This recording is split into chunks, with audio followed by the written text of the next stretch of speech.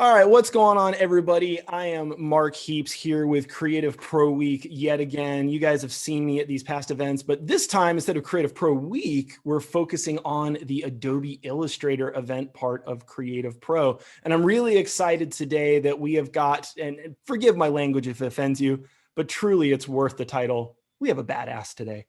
And we have to make sure that we acknowledge the nature of the man who is Mr. Orlando Arocena. So Orlando, brother man, welcome to your first Creative Pro event. Yeah, thanks, Mark. This is ridiculously awesome to be here and to actually finally meet you.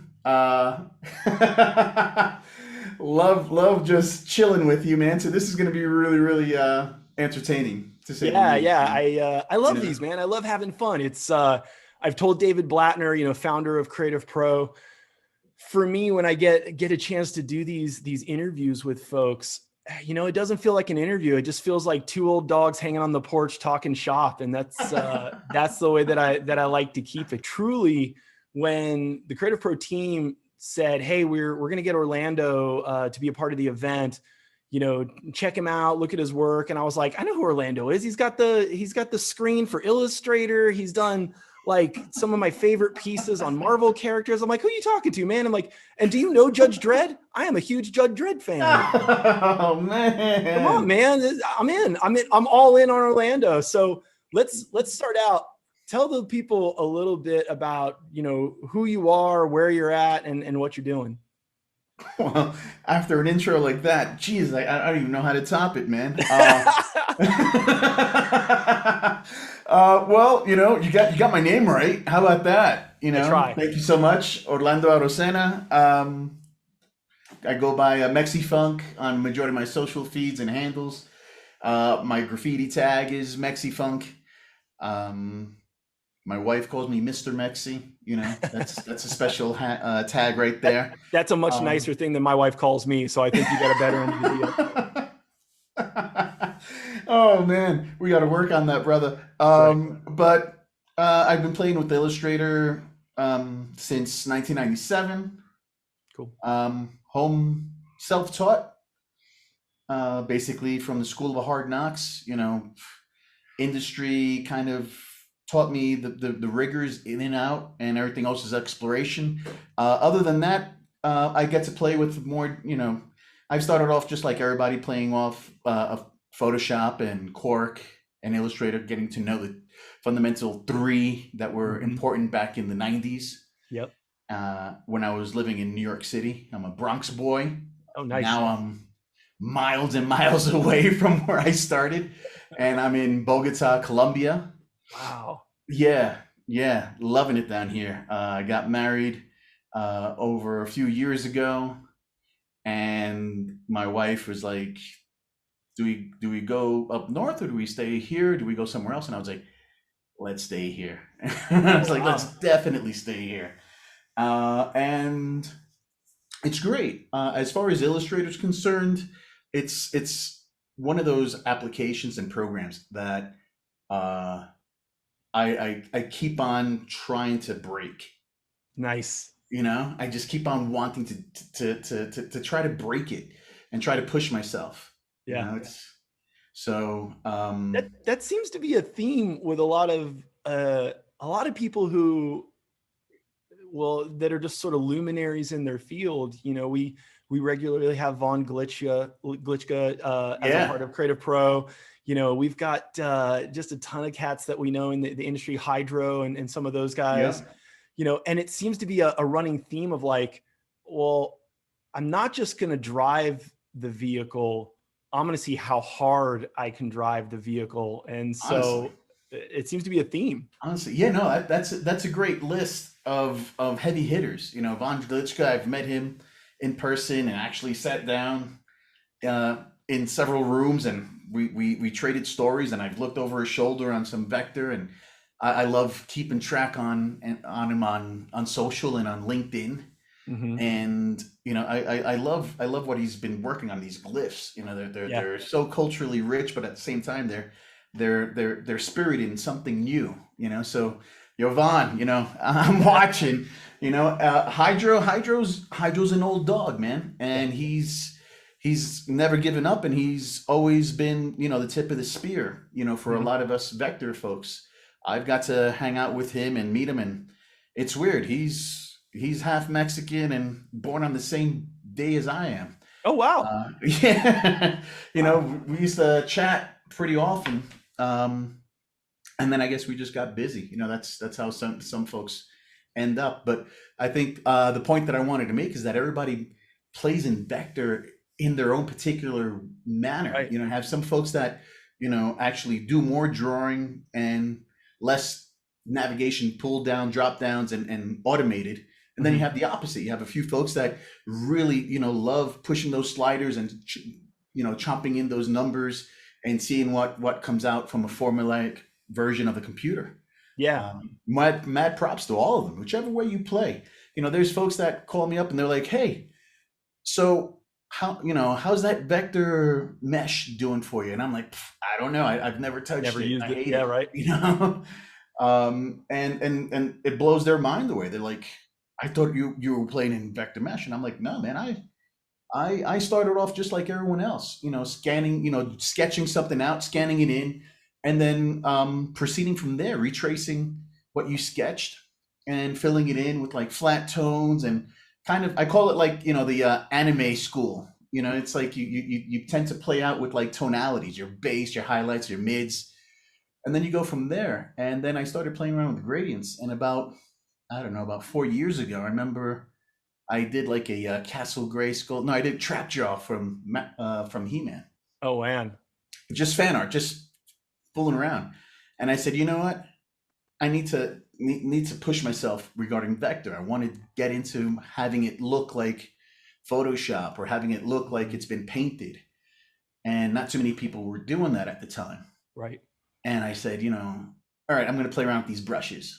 And if, you jump into Illustrator, a pencil's not a pencil and a brush isn't a brush. You know what I mean? Right. And that's what stalls out a majority of, 90% of these folks out there that play with Photoshop. They're just like, I don't want to do this anymore. What the hell? And I look at it and I'm like, all right, cool. I mean, it's like when you pick up an aerosol can.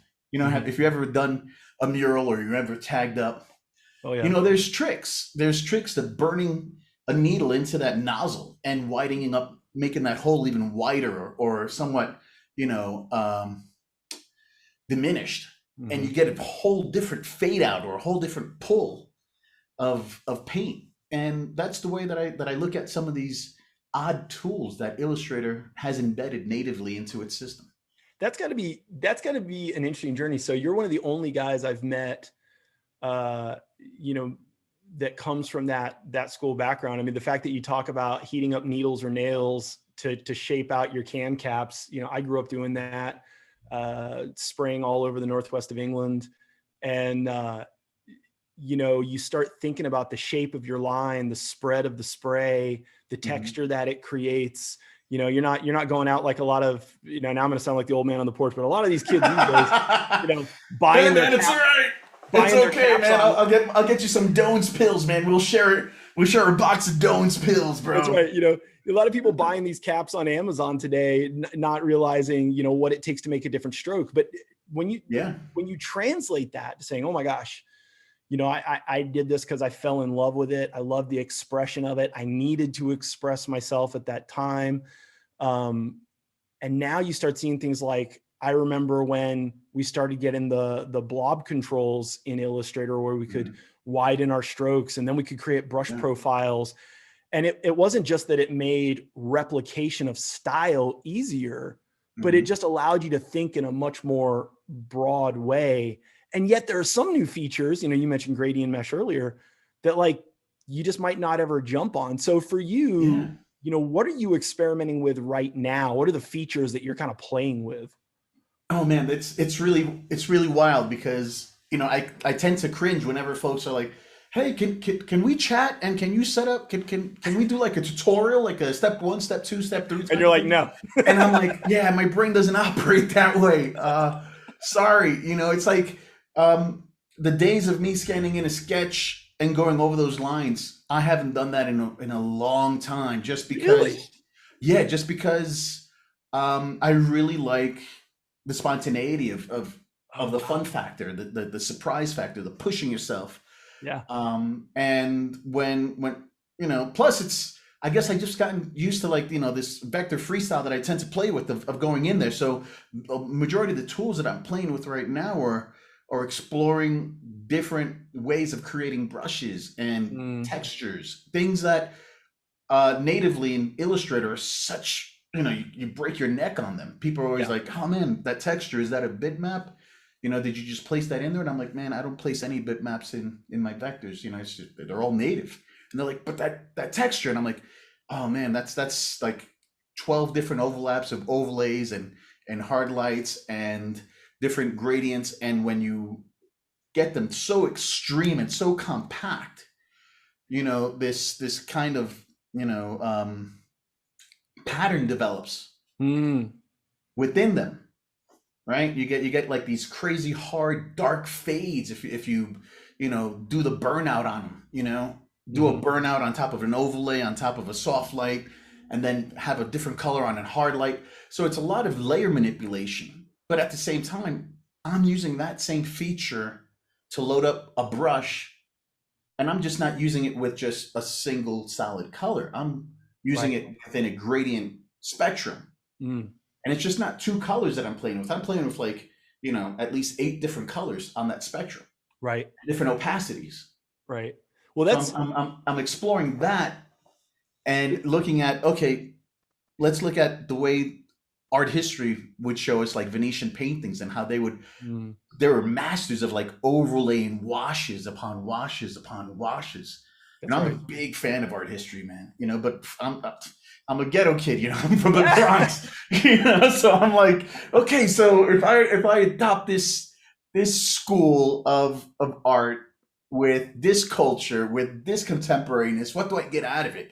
And Yeah. that's what I used to do a lot of. I think there's an interesting point in there, because anyone that looks at your work, and I'm gonna give a quick shout out for everybody watching. Please, please, please, please make sure you take the time to go give Orlando some love on Behance, on Instagram. If you go to Behance, you'll see he has a lot of other social handles on there. But when you Yeah. when you see the work, right, and you see the lighting, it's easy to lose yourself quickly in your work in the textures. Oh, thanks. Again, it's one of those things, like as you described it, people just break their neck trying to accomplish in Illustrator. And a lot of people might cheat and bring in raster textures and mask those in. And thank goodness we have blending modes now to be able to take advantage of that. But because you have such rich pieces with all this texture, it's easy to not notice or not have it immediately be present how much mastery there is of light in your work. I mean, you are constantly finding that little glimmer of a spotlight. You're finding that little accent on the cheekbones of your Loki piece, the uplight that you see in cinematic features, and you're bringing that into all of your work. So for you to say you're studying, classic art Mhm. and bringing that into vector, that's really impressive, man. Hey, well, thanks. Thanks. I used to be I used to really be completely terrified of two things: color and lighting. Interesting. Seriously, you know. And I was like, oh man, I'm just gonna stick to, like, my ballpoint pen and do my doodles and draw. And I was like, oh damn. And you could really customize one of the two. Hmm. One of the two is really forgiving, Right. and that's for me, it's color. you Mm. know you're an artist, you're a designer, and if you don't have a heavy brief or a client mandate on you, or a brand bible that you have to abide by, Right. then the world is your oyster. You're just recreating a fantasy world of where physics and laws of science really don't apply. That you're you're creating them, and Yeah. you're applying, how the composition needs to look. But when it comes to lighting, forgive my my language, but you can't bullshit that. That's right. That's right. Honestly, there's a science to it. There's, what happens when you have, a dim light with the foreshadow, and then you have something overbearing on top that's way off camera, but yet it's causing a Yeah. distraction to it, right? And that's what I find most interesting. It are the things that are kind of off camera Mm. that have a direct implied effect on what's going on. Yeah, when so I'm equal parts Illustrator guy and Photoshop guy. Yeah. I sort of always straddle these two sides as a production person. Interestingly, when I taught photography and post processing, I would get a lot of guys who would buy the best gear and the latest camera and the latest lenses, and they would say, "Man, how do you think I can get better?" And I said, "Well, you should start trying to learn how to draw light. Go get a Yeah. sketchbook, go get a pencil. Doesn't matter if it's crap, but just put yourself through that exercise of trying to see light and truly diagram it out and draw it and sketch it out, because then it will help you just start seeing the nuance of light everywhere you go." And I just don't think there's any shortcuts in that. Yeah, no, you're absolutely right. In everything, it needs to have a level of exploration and having, yourself setting up your own little, touch points and goals of going, okay, well, I need to get here. Once Mhm. I get here, I'll fully understand what I needed, and then I'm able to go backwards and play with that, and then on to the next level. Mhm. It's this back and forth type of thing that I think that's really, really encouraging in any format of creativity, whether it's music or whether it's cooking, dancing. It's just not visual. It just doesn't have to apply to the visual. And I'm a big fan of a lot of things. When it comes to art and design and culturally rooted um, folk art from different Mhm. countries. Abstract, and I think a lot of how I apply myself to Illustrator, Mhm. even if there's a big hefty brief, when you're able to conjure up what the end goal is of what you have to deliver. My approach is that I'll do a lot of research Mhm. into what's going on. Other than being an illustrator, I used to be a creative director. Mhm. You know, for over 15 years across many different brands and different agencies, and Wow. there's a lot of thinking that goes into having to successfully deliver a campaign. Sometimes you have to be that soccer mom that's 34 with 4 kids. Yep. So I can't let go of that kind of having to do that deep in-depth research across the board, Mhm. even if it's just a simple book cover for Marvel or something. I need to look into the subject matter and what's been established. And once I have that done, I'm able to put together a few sketches. Now, my sketches are all in vector. Mm. All right. So, why are they all in vector? Because I feel so comfortable with it. Right. Plus, it's hard for me in these days of technology and speed and everything so facilitated at your fingertips for me to send over a black and white sketch to a client when I Right. know that it's only going to slow down the timeline, Right. right? I'd rather jump in there and go, okay, here's the composition, here's what it looks, here's the line work, here's the lighting, here's my color palette, right? Here's the drama of it, all in these vector colored sketches, Mm. so that they're able to really go, okay, wow, we don't have to wait 2 weeks back and forth after a pencil sketch has been delivered. So do you feel like you can take those concept sketches with your clients that you're doing in vector, and you're immediately iterating and building on top of that? Is that really the Yeah. start of the project? Yeah, they often look at it and they get kind of like squirrely, and they're like, "Wow, we didn't want to look at finished work just yet." And I'm like, I'm like, finished work? No, these are sketches, and I'll throw that into the PDF. I'll have like a big bold PSA notice saying these are works in progress. We're open for conversations. They're not final, and they'll they'll approve, they'll really appreciate it afterwards. They're like, wow, we're saving a lot of time. And I'm like, well, yeah, I'm trying to make the best of your budget. I don't want to overcharge you later on. Right.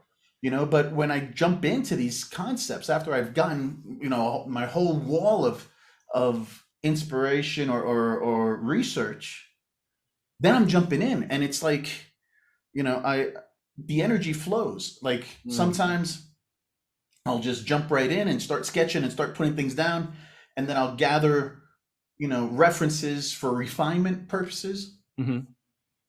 And then other times, if it's a really big, I have to do a one sheet for Warner Brothers. Mm-hmm. Then it's a bit more tedious because they're actually supplying me mandates.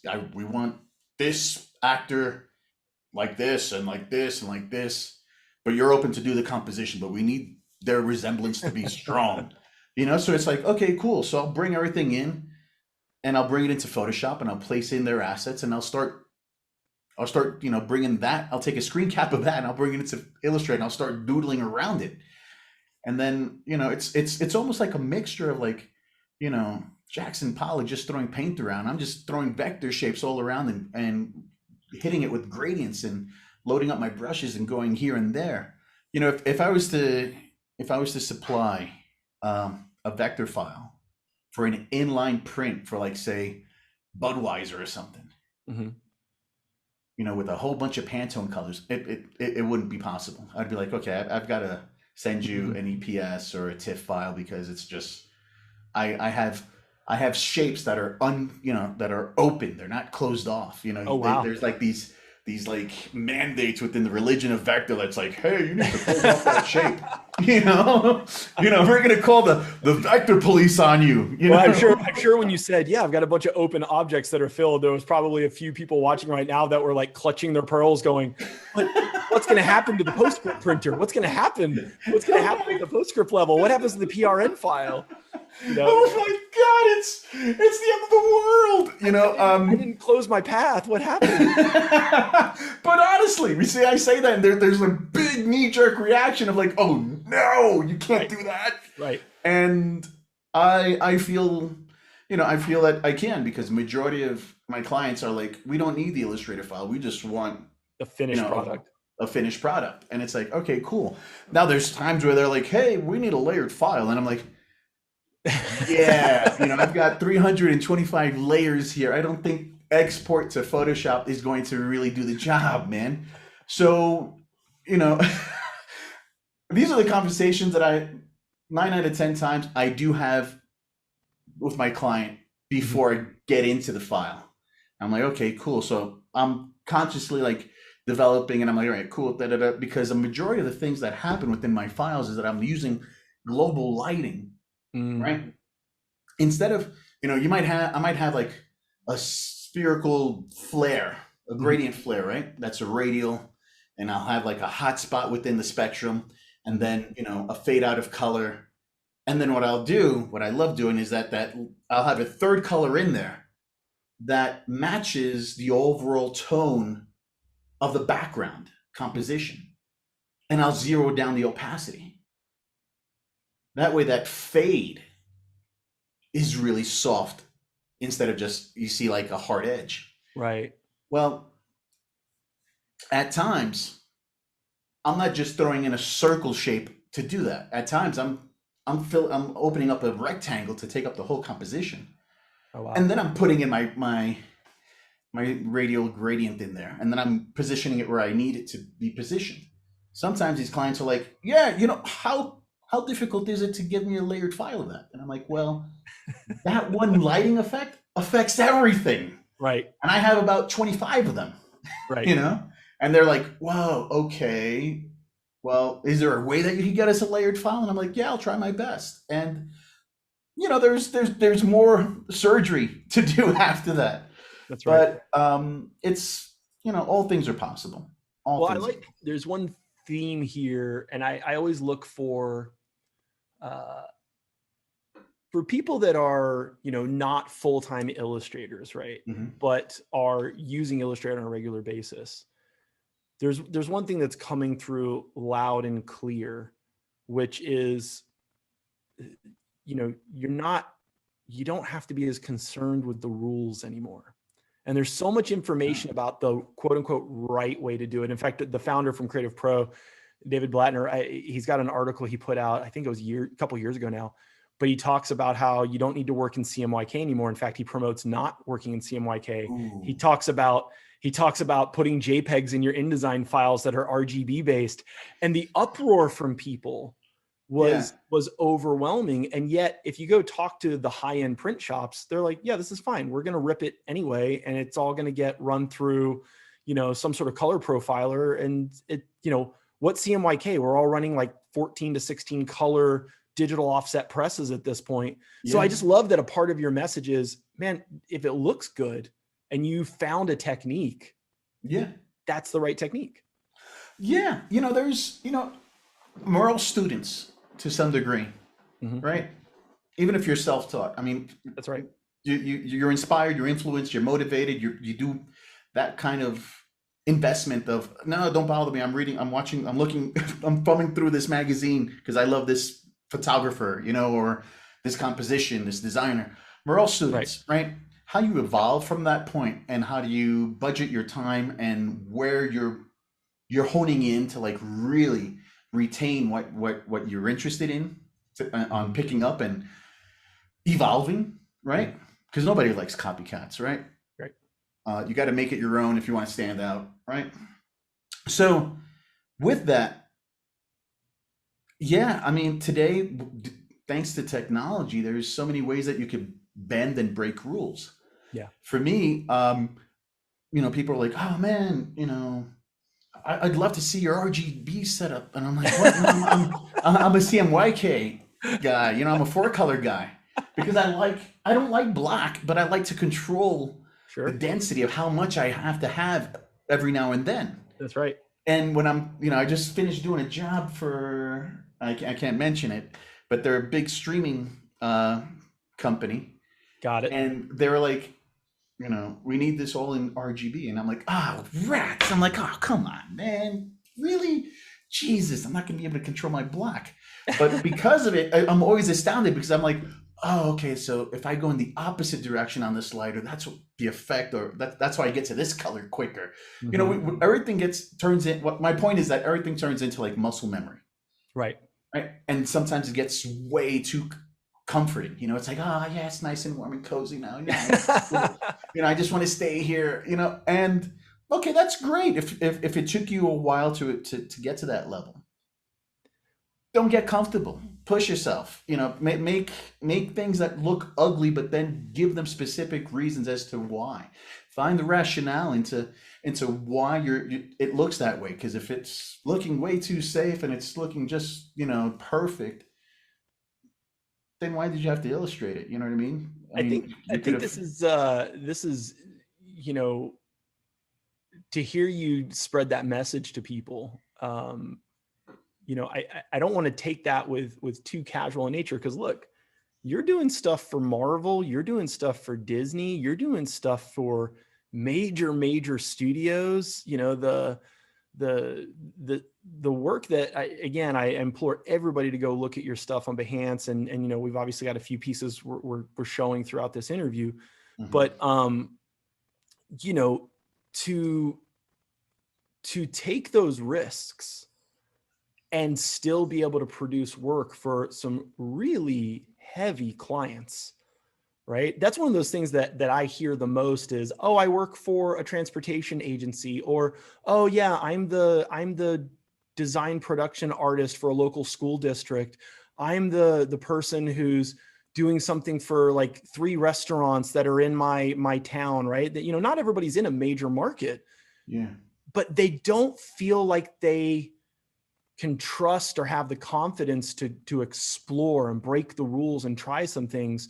Are you doing that in the client work? Are you doing that on personal projects, learning, and then coming back and bringing that to the client work? I think that it's wise to really explore your creative voice away from the client work, so that you're able to really feel the comfort and the confidence to be able to give a really hardcore kind of, yes, this particular style fits and will deliver your goal of what you're seeking, Mr. Client or Miss Client. That's right.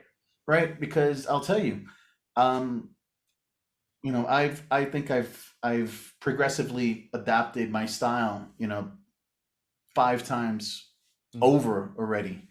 My initial style was really, really angular and reflective, 80s-esque, really street kind of graffiti, Mhm. thrown in with like a little bit of, Mexican allure. And, I've done like, Day of the Dead stuff for like Guardians of the Galaxy. And, it's really kind of symmetric backgrounds and Right. compositions, but having a main focal point here, a face of some sort. And I remember Disney was like, "Oh man, we love this." And then the next project with a different department within Disney was like, "Oh no, we're terrified of this." you know? So And, let's switch gears for a second here. yeah. I want to talk a little bit about some of the pieces, and I know you've done so much work, but I gotta shout out that uh, the Doctor Doom piece, man. Oh man. All The right. doc, the Doctor Doom piece. One,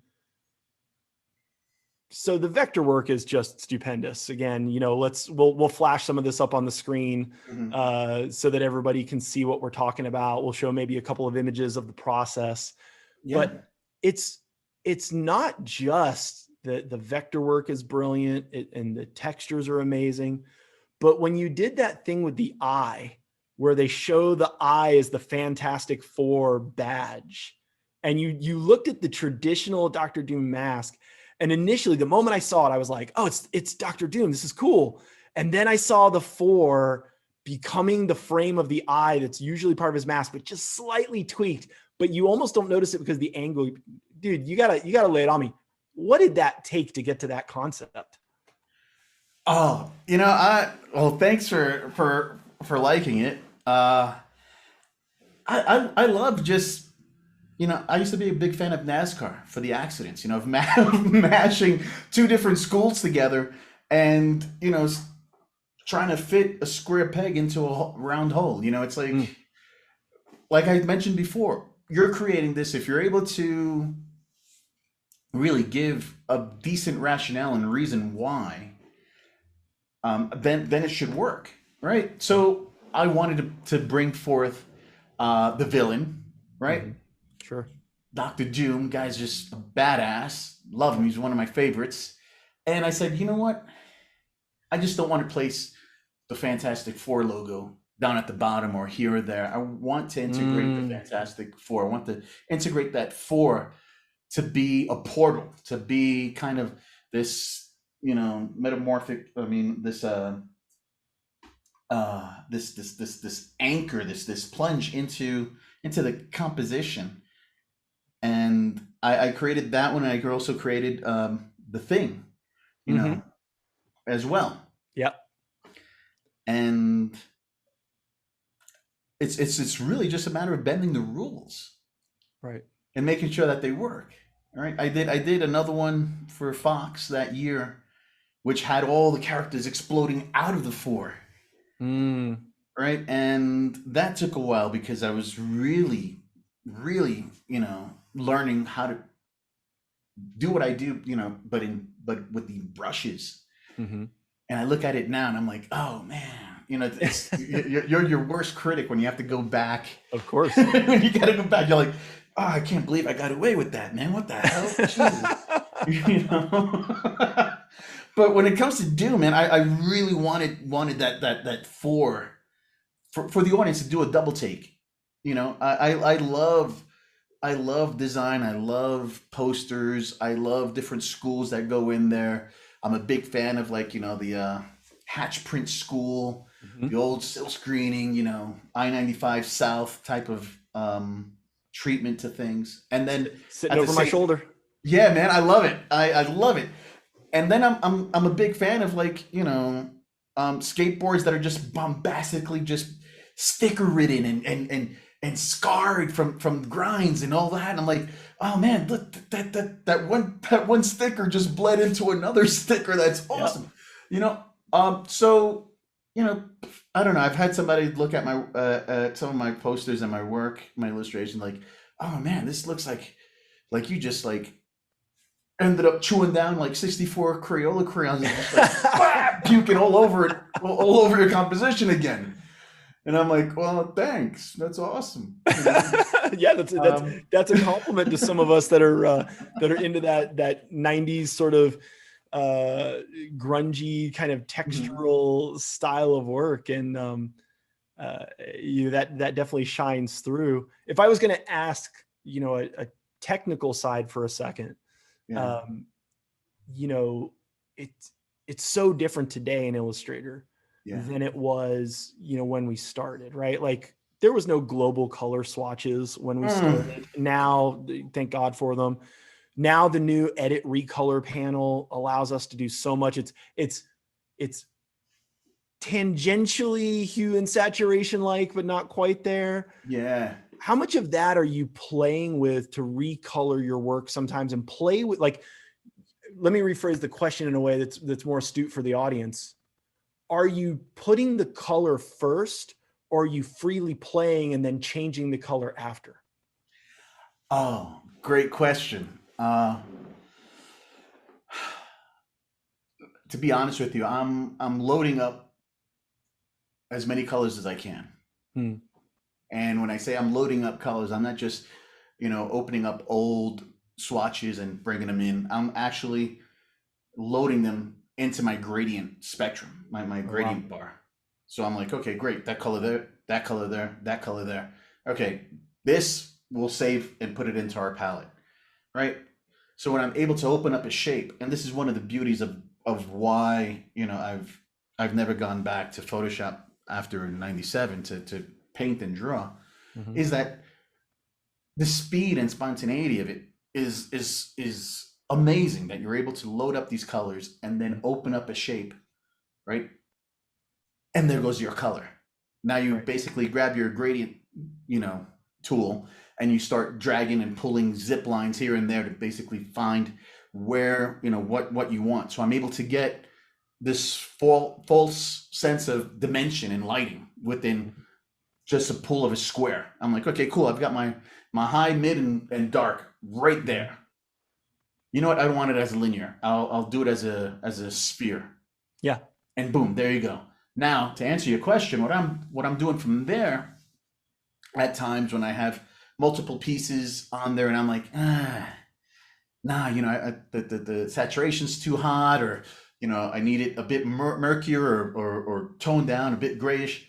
Then I'm pulling down, the edit color, and I'm globally playing with what's there. And since I mentioned before, I'm playing 4-color CMYK, I'm able to really go through and play with it. Sometimes the vector's so deep and heavy with 300 different layers that function just doesn't give you that immediate gratification when you're just playing with 5 different layers. Right. But I tend to rely on it a lot, and I'm happy for it. I'm one that I really don't want to rely too much on the computer. Right. I'd rather, I'm more of an old dog illustrator artist, where it's like, what, you see it, you draw it. If you're not a photographer, then you better draw it, right? Capture it the best way that you can. I feel the same way when it comes to dealing with Illustrator. It's just my process is a bit more commercial because, I broke my teeth, being an art director throughout different studios and advertising agencies, and I learned a lot from that process that I just can't let go. So do you, knowing that you had that experience, right? And for people that know me from CreativePro, they know I'm a workflow junkie. I'm always trying to find ways to cut corners. I never want to sacrifice visual quality, but I don't charge people by the hour. I charge by the project. So if I can get to great in a faster, better way without making it replicate something from anybody else, I want to do that.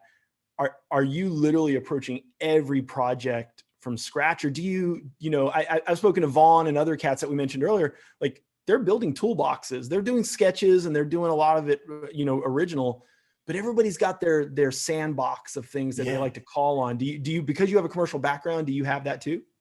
Yeah, obviously. I mean, I've got a collection of vector shapes and vector elements that I've collected throughout the years, things like grids and maps and continent shapes and, things that I could customize on the fly or make it look different and not so clip arty in a way. But I'll tell you, there's at least 3 files that I'll open up just because of the different gradients that I have on there.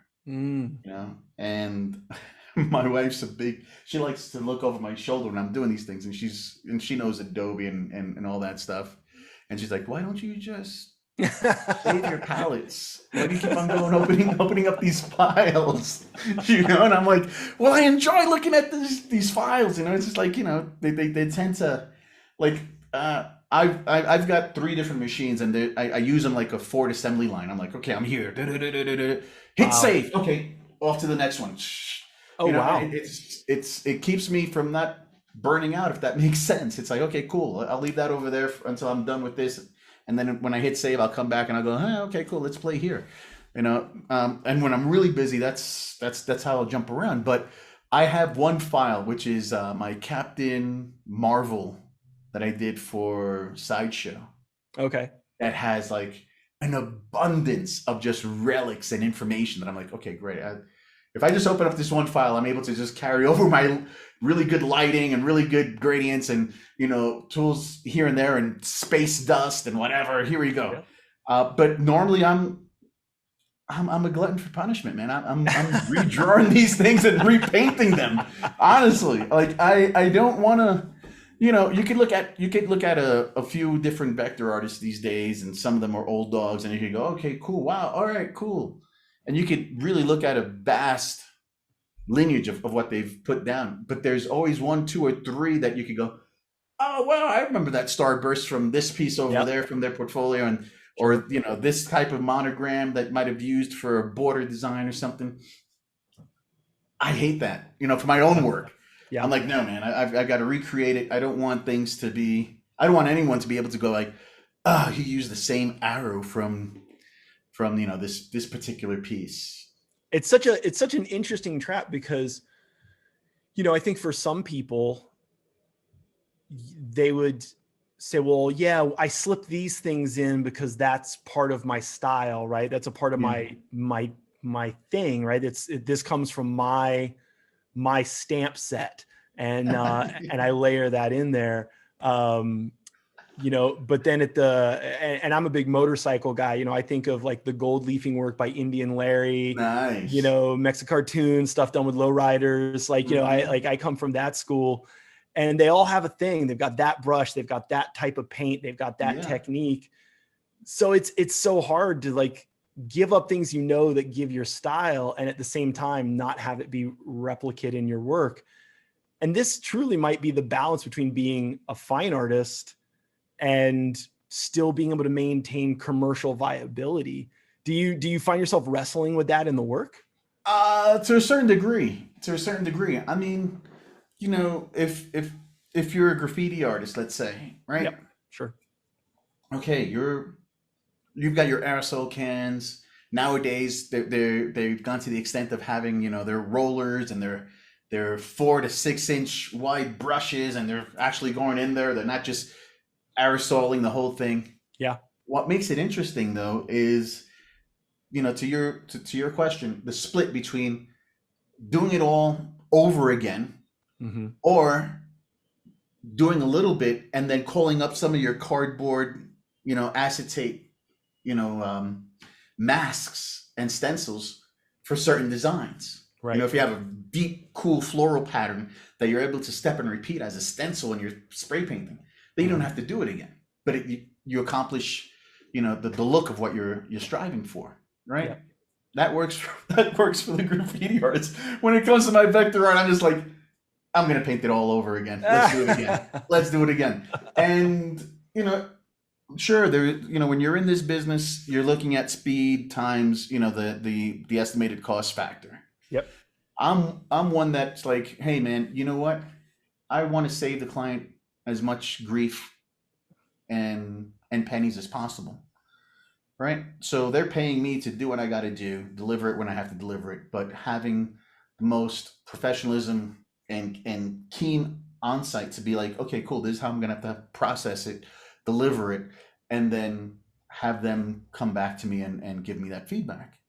There's times where that doesn't work out too well because of just the pecking order of who you're talking to. There's clients, there's middlemen, there's agencies, there's direct, requesters. Mm-hmm. And I know it's not part of your question, but I mean, it's something that's very, very, very, very important, because there's agencies that tend to outsource work, and they'll hire you to do a particular thing, and they'll eat up the standard 3 rounds that you estimated for. Of course. Right. You're like, okay, cool. This estimate, I'll give you 3 standard rounds. And if we have to go into a 4th, hopefully it's not too arduous, too heavy lifting that, I'm not going to charge you a day rate. Yeah. Or change of scope. Right. Or a change of scope. Right. Change of scope. If it's like, hey, you've done all this work, it's after the 2nd round, and they're like, hey, we're going to change the whole damn thing globally. For me, I'm like, sorry, in the contract estimate that you signed, that you approved, we're done with this. We have to re-estimate and reevaluate what the direction is now. Mm-hmm. Right. Well, I hate going into those things. So I try to communicate as best as I can. When I'm dealing with an agency that seems to be a middle person for a bigger brand, then I'm like, okay, I hope that you're going to be able to share and communicate per round with your retainer. Mm-hmm. And they're like, oh, well, that's not how we work. And I'm like, well,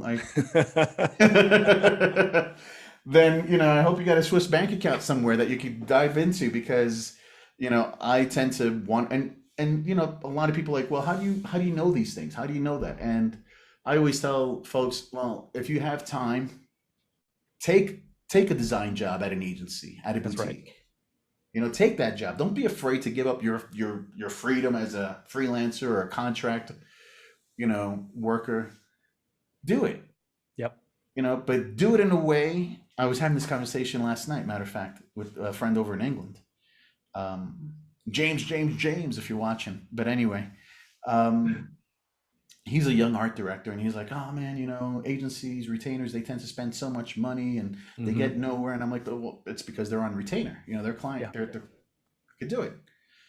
What the point of what I'm trying to make is making sure that you're able to communicate to whoever your requester is, so that you're able to say, okay, well, we agreed this much, these many rounds, this time we're going to check it in. And if you can't comply with that, then we need to communicate better.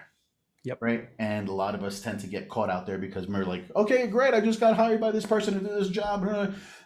I just went 5 rounds. Yeah, now we're going to show it to the real client. And you're like, what? What? No. All right. So to end in our flash round. Damn, that was a flash round. Favorite tool? My favorite tool? Yeah, favorite tool in Illustrator. Pencil. Pencil, okay. Least favorite tool in Illustrator? Gradient mesh. Favorite project you've made? The Adobe Illustrator 2014 splash page. Recently, Warner Brothers, Conjuring 3, Devil Made Me Do It. So with that, Orlando, thank you so much for taking the time. I feel like you and I are probably going to have many more conversations in the future outside of CreativePro. I gotta get down to Colombia, man. It's been on my bucket list for a while. So now I feel like I got to get down there even more. No, man, you got a brother down in Colombia, man. We just got to get done with this pandemic so that everybody can come on down and just share, man. I hear it. Yeah, definitely. All right. Well, I'm going to officially close this out for CreativePro. For everybody out there, make sure you go check out Orlando's work on Behance.net, Orlando Arocena. Make sure you check out @MexiFunk on Instagram. He's got links all over the place.